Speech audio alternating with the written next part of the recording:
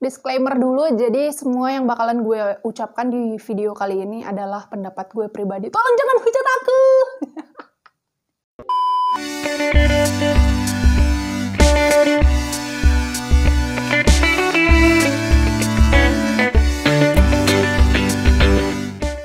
Hai, gue Denia.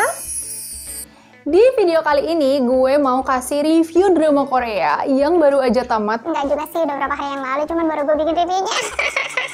Yaitu The King Eternal Monarch.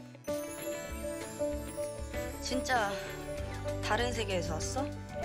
여기 있을까? 난 아직 지구가 드물다는 것도 안 믿기는 사람이야.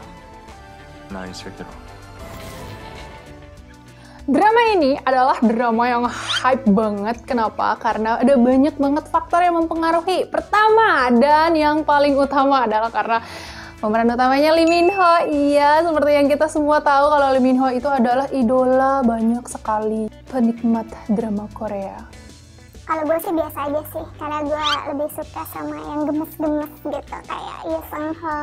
Drama ini bercerita tentang dunia paralel, di mana si karakter utamanya, Raja Ligon ini, dia adalah seorang raja di Daehan Jegeuk atau kerajaan Korea yang menemukan pintu portal yang menghubungkan antara Daehan Jegeuk dan Daehan Mingguk, yaitu Republik Korea yang kita kenal saat ini.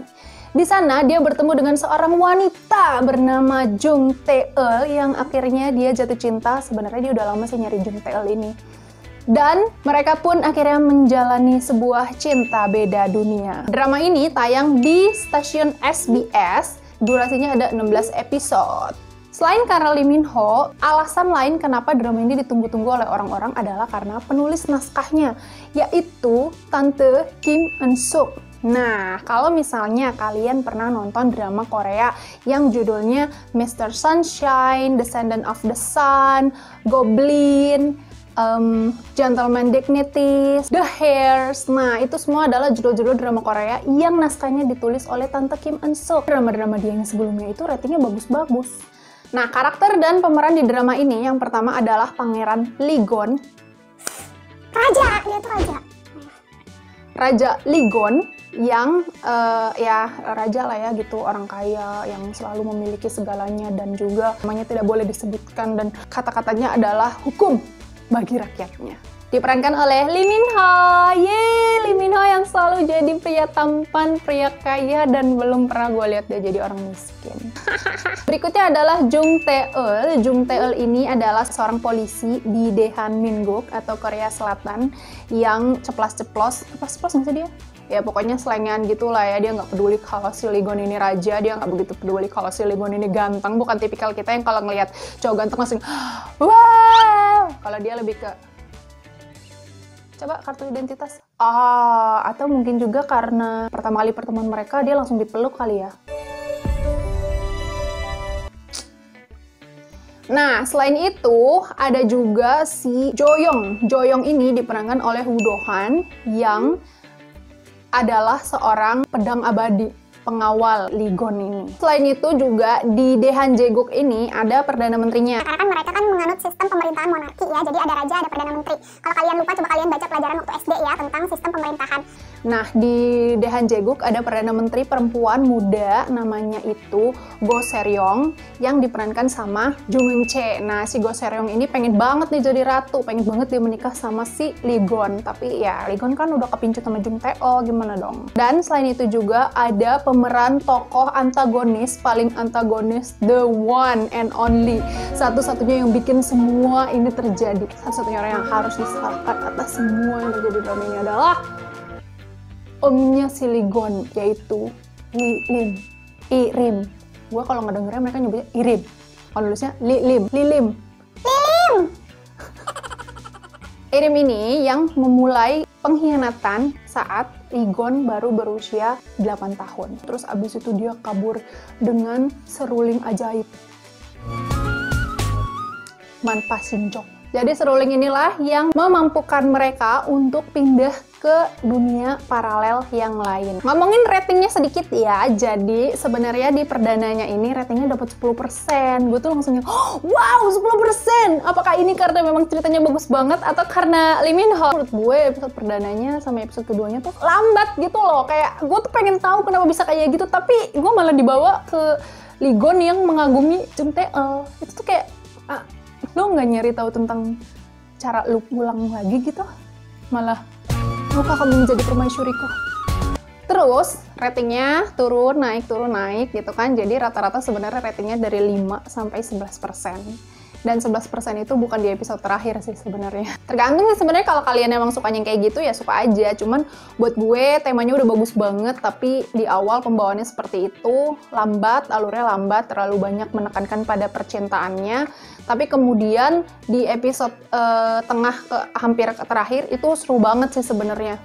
Jadi ketika gue akhirnya memaksakan diri untuk melanjutkan nonton drama ini karena orang-orang mulai merubah opini mereka tentang drama ini, dan ternyata memang di tengah sampai hampir terakhir itu seru, kayak wow, gue tuh penasaran kenapa ini bisa sampai kayak gini, kenapa mereka bisa beda ruang waktu, kenapa dia bisa pindah waktu kayak gitu. Jadi kalau menurut gue secara pribadi drama ini oke di tengah sampai hampir akhir, tapi di awal dan endingnya agak kurang greget gimana gitu ya. Maksud gue kayak terlalu membesar-besarkan romantisme antara Lee-gon dan Jung Tae-eul. Jadi kalau secara keseluruhan suka nggak sama dramanya?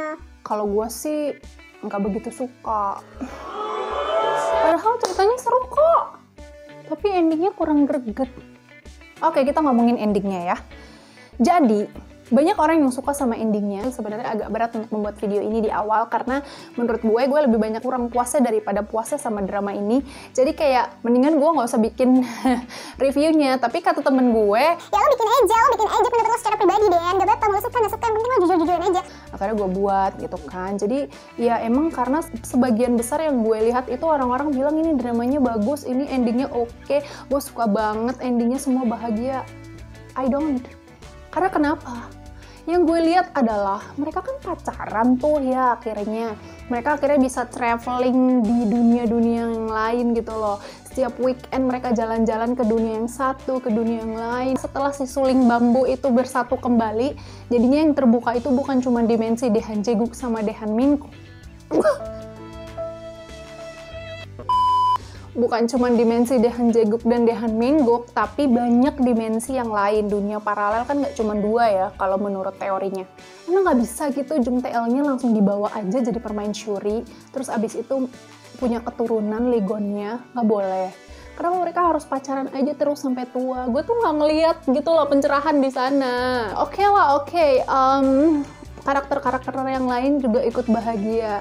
Tapi terus penerusnya tahta kerajaan Daehan Jae-guk siapa? Ponakannya itu. Dia sudah menyerah. Kalau dia sudah menyerah sama kerajaannya, kenapa nggak dia pergi aja ke Daehan Min-guk? Ya nggak? Terus kenapa mereka harus pacaran aja terus sampai dia tua? Apa nggak tahu ya, maksudnya menjalani takdir mereka, tapi takdir mereka yang kayak gimana? Atau mungkin itu diserahkan kepada penonton gitu. Jadi kayak ending lepas di mana penonton bebas mengimajinasikan sesuai dengan keinginan mereka. Kan ada beberapa film, buku, ataupun cerita yang seperti itu ya. Endingnya ngegantung supaya kita bisa membuat sesuai dengan harapannya kita masing-masing yang menonton. Tapi adegan yang tangan yang sampai tua itu apa gitu loh. Maksudnya, kesel, nggak suka. Maksudnya, pokoknya intinya gitu, gue nggak suka endingnya. Gue nggak tahu sih ya pendapat kalian kayak gimana tentang ending drama ini. Episode 16 ini yang sudah gue tunggu-tunggu malah mengecewakan. Kan nunggu seminggu lagi ya, 15 ke 16 lah, mengecewakannya tuh gimana? Gitu, gue sampai gue nggak tahu, gue nggak mau review.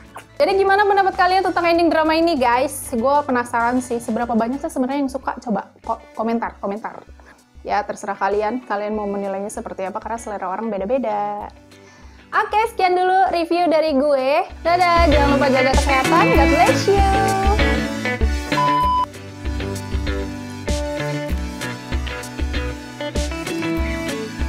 Pipipidora, pipipidora, door door door. Sebenarnya kayak Dora sih.